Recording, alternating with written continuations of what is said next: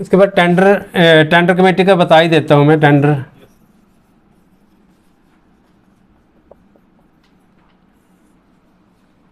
Tender committee के ये एक चार्ट बना देता हूँ मैं इसका ना, इससे क्लियर हो जाएगा आपको।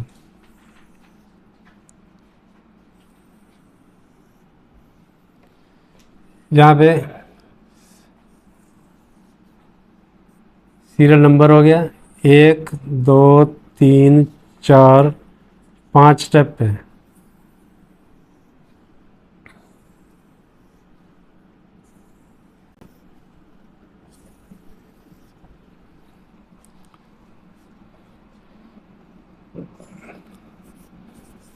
इसमें वैल्यू आ गई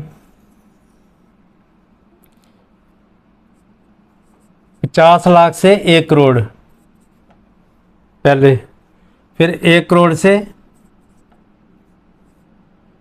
10 करोड़, 10 करोड़ से 200 करोड़, 200 से 500, फिर मोर देन 500 करोड़।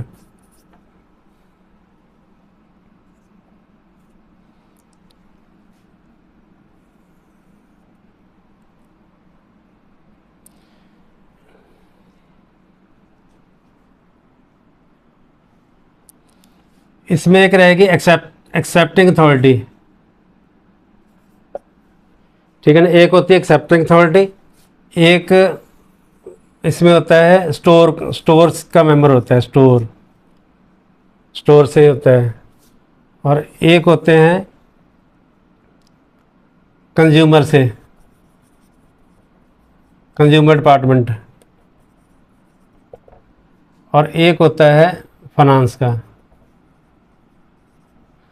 अब ज़्यादातर जो क्वेश्चन आता है ना इसका आता है 5 लाख से 1 करोड़ का। इसके कितने मेंबर होते हैं, कमेटी के कितने मेंबर होते हैं? 4 मेंबर। जो एक्सेप्टिंग अथॉरिटी होता है उसको मेंबर नहीं काउंट करते, वो एक्सेप्टिंग अथॉरिटी होगी, ठीक है ना। मेंबर कौन होते हैं? जो भी आगे उसकी कार्रवाई करते हैं। जैसे स्टोर का ऑफिसर कौन हो गया? सीनियर स्केल का ऑफिसर होगा, जैसे SMM, या इसको सीनियर स्केल लिखेंगे, सीनियर स्केल, ये मेंबर रहेगा। इसमें पहले वाले जो 5 लाख से 1 करोड़ तक का जो टेंडर बनेगा, ठीक है ना, उसमें कमेटी के मेंबर 2 ही रहेंगे। ये क्वेश्चन बड़ा इंपॉर्टेंट है। उसमें एक स्टोर का रहेगा और एक फाइनेंस का रहेगा। फाइनेंस का भी सीनियर स्केल का ही रहेगा। 50 लाख के जो 1 करोड़ का टेंडर होगा, हाँ, उसमें 2 ही मेंबर होंगे।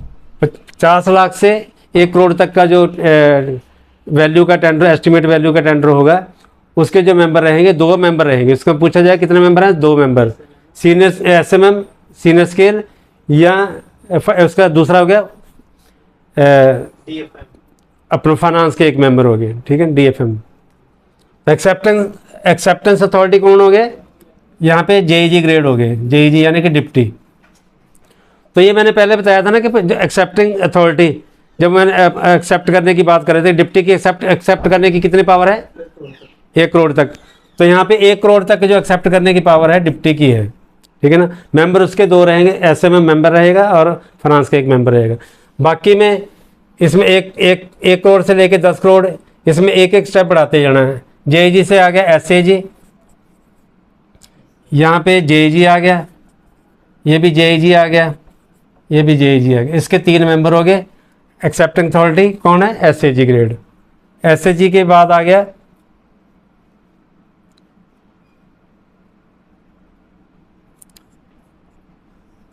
PHOD, इसमें मेंबर हो गए SAG। यहाँ पे डेजिग्नेशन कई बार पूछा जाता है, डेजिग्नेशन। अब मैंने सीधा SAG लिख दिया, कई बार डेजिग्नेशन आपको सबके पता होना चाहिए, ठीक है ना। कंज्यूमर डिपार्टमेंट का SAG ग्रेड का कौन ऑफिसर होता है, स्टोर डिपार्टमेंट का SAG ग्रेड का कौन ऑफिसर होता है, कंज्यूमर का कौन होता है, स्टोर डिपार्टमेंट का SAG ग्रेड का कौन ऑफिसर है? CMM है। और कंज्यूमर डिपार्टमेंट के वही C वगैरह हो गया, हाँ CW हो गए, ठीक है ना। ऐसे ही फाइनेंस के उनका जो हेड होता होगा सर, जोनल लेवल का क्या बोलते हैं? सिलेक्ट हो गया। हैं? नहीं, चीफ अकाउंट एडवाइजर कुछ होता है। उसका देख लेना जरा, उसका क्या कौन है। फिर ऐसे ही जो चौथा है PHOD,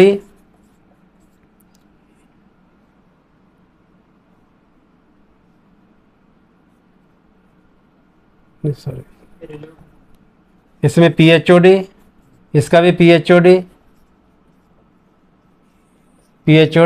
यहाँ पे AGM हो गया,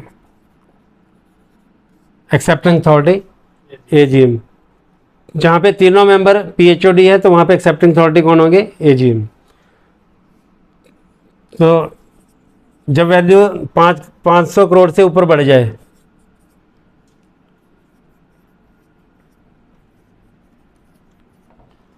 तो फिर यहाँ पे GM की पावर में आ जाएगा, ठीक है ना। इसमें से सबसे ज़्यादा जो इम्पोर्टेंट है वो ये पहले वाला है, 5 लाख से लेके 1 करोड़ तक का। इसमें से कुछ है 50 लाख हैं 50 लाख से लेके 1 करोड़, ये इम्पोर्टेंट। इसमें कितने मेंबर होते हैं? इसमें दो मेंबर, ये पूछा जाता है। हाँ, कौन कौन होता है ये पूछा जाता है। उसमें कई बार फाइनेंस का मेंबर उसमें लिखा रहता है क्वेश्चन में, इसमें फाइनेंस का मेंबर है, कंज्यूमर का है, फलाना है, कौन मेंबर नहीं है, तो उसका आंसर देना है। कंज्यूमर डिपार्टमेंट का मेंबर नहीं है।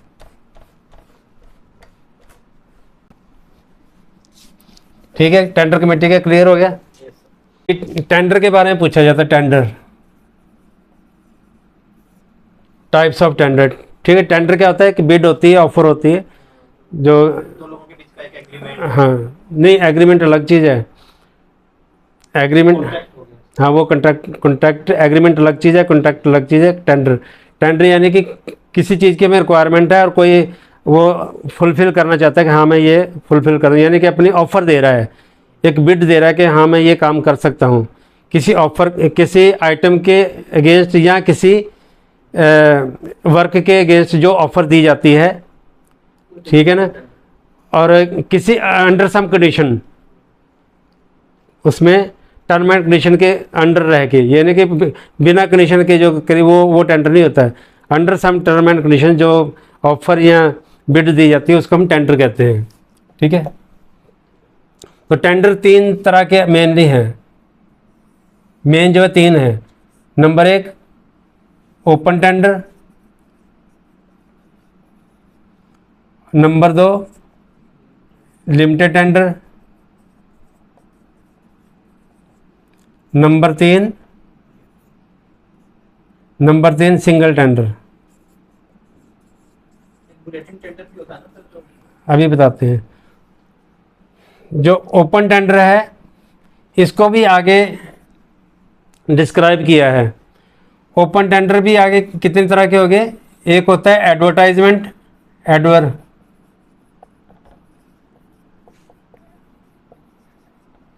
एडवर्टाइज टेंडर, दूसरा है ग्लोबल टेंडर।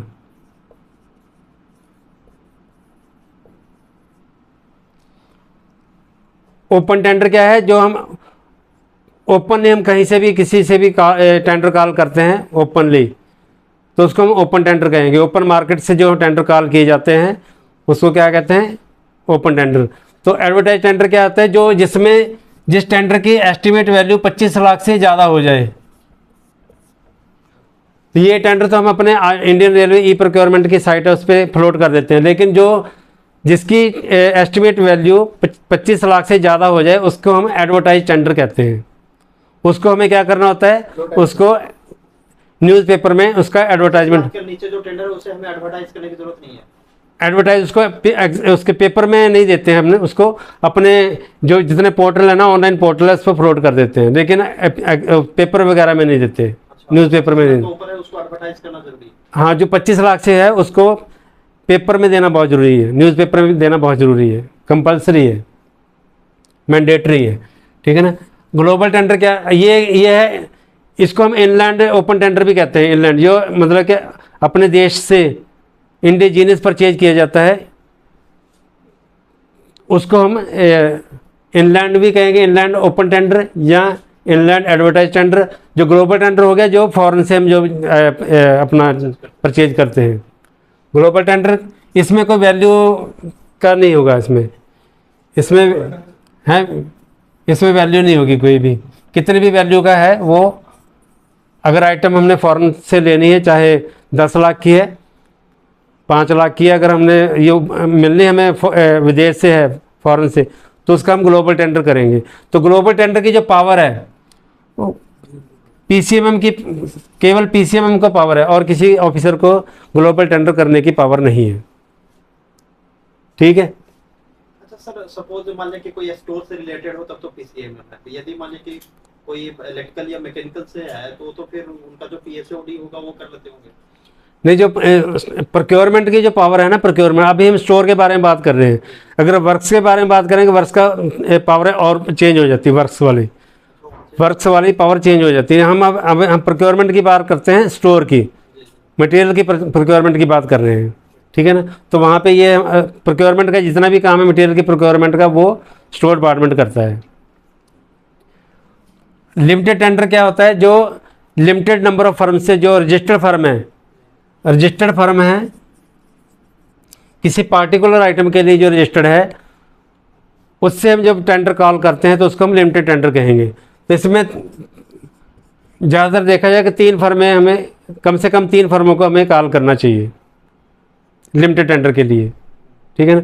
जो रजिस्टर्ड हो किसी पार्टिकुलर आइटम के लिए, जो रेलवे को ऑलरेडी रजिस्टर्ड है। हाँ, जो ऑलरेडी रजिस्टर्ड हैं।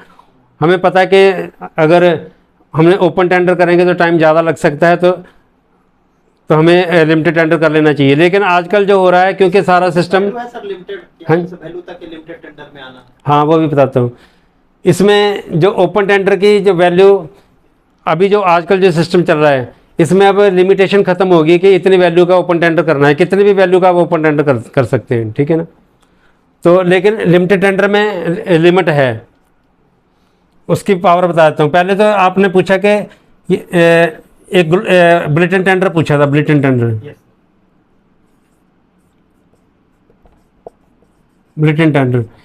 ये सेम लिमिटेड टेंडर और बुलेटिन टेंडर ये इसका ही पार्ट है। बुलेटिन टेंडर आजकल बंद हो गए हैं। पहले जब होता था कि जब रेलवे प्रिंटिंग प्रेस होती थी, काफ़ी सारी आइटमें एक ही बुलेटिन छपता था, बुक छपती थी, बुकलेट छपती थी, उसमें वो सारी आइटमें प्रिंट करके एक वीकली बुलेटिन होता था वो। तो वो जो भी रजिस्टर्ड सप्लायर होते थे, उनको जिन्होंने सब्सक्रिप्शन दी होती थी, पे किया होता था, उनको वो बाय पोस्ट या बाय हैंड जैसे भी उनको डिस्ट्रीब्यूट कर दिया जाता था।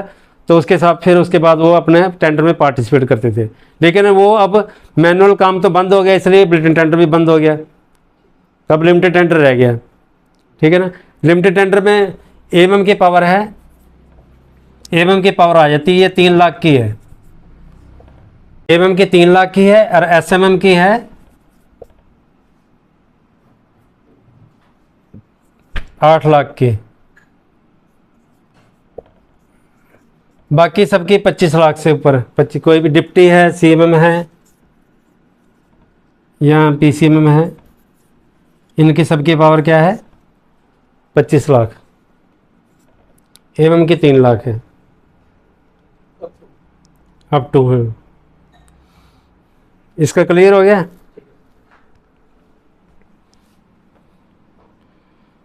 तो अब आ जाता है सिंगल टेंडर। सिंगल टेंडर में क्या आता है? जब हम केवल एक ही फर्म से हम जो टेंडर कॉल करते हैं तो उसको हम सिंगल टेंडर कहेंगे, एक ही फर्म से हम कॉल कर रहे हैं। तो इसमें भी लिमिटेड पावर हैं। दोनों हैं, दोनों का बता देता हूँ आपको। Single tender,